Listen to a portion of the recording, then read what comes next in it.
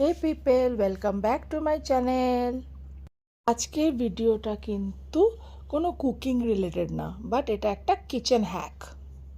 ধনে পাতা আমাদের খুবই তাড়াতাড়ি নষ্ট হয়ে যায়, সেই জন্য ধনে পাতাটাকে অনেক দিন 15 দিন ম্যাক্স টু ম্যাক্স রাখার জন্য ভালো ফ্রেশ, তার জন্য আমাদের কি করতে হবে সেটা এই ভিডিওতে দেখাবো। ধনে পাতার ওই গোড়াটা কিন্তু কেটে দিতে হবে।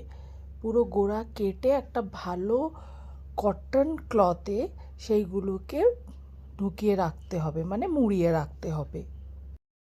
প্রথমে আমরা গোড়াগুলো কেটে নিচ্ছি সবকটা ধনে পাতার। আর হ্যাঁ, একটা জিনিস মাথায় রাখতে হবে, যেগুলো ওই যে পচে গেছে না ওই ধনে পাতাগুলো, ওইগুলো কিন্তু সরিয়ে দিতে হবে, নাহলে কিন্তু ধনে পাতাগুলো সব পচে যাবে।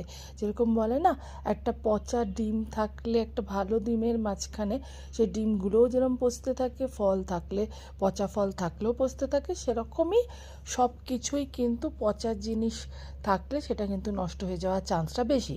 সেজন্য গোড়াটা তো কাটবই, প্লাস ওই পচা যে শুকনো পাতা দেখাচ্ছে বা যেই পাতায় দেখাক না কেন, ওইটাও কেটে নিতে হবে।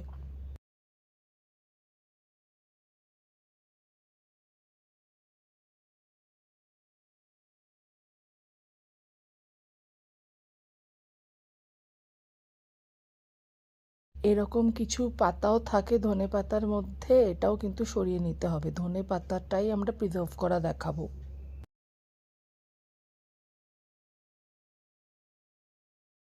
এবার এরকম একটা ক্লথ নিতে হবে, পরিষ্কার সাদা বলে কথা নেই, যে কোনো কালার নিতে পারেন, কটন ক্লথ হলেই ভালো।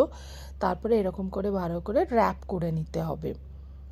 র্যাপ করে একটা বক্সের মধ্যে রেখে দিতে হবে। প্রথমে র্যাপ করে প্লাস্টিকের মধ্যে ঢোকালাম, এবার একটা বক্সের মধ্যে আমরা রেখে দেব। এই প্লাস্টিকটা যেরকমভাবে দেখানো হচ্ছে এক্স্যাক্টলি সেম টু সেম করবেন।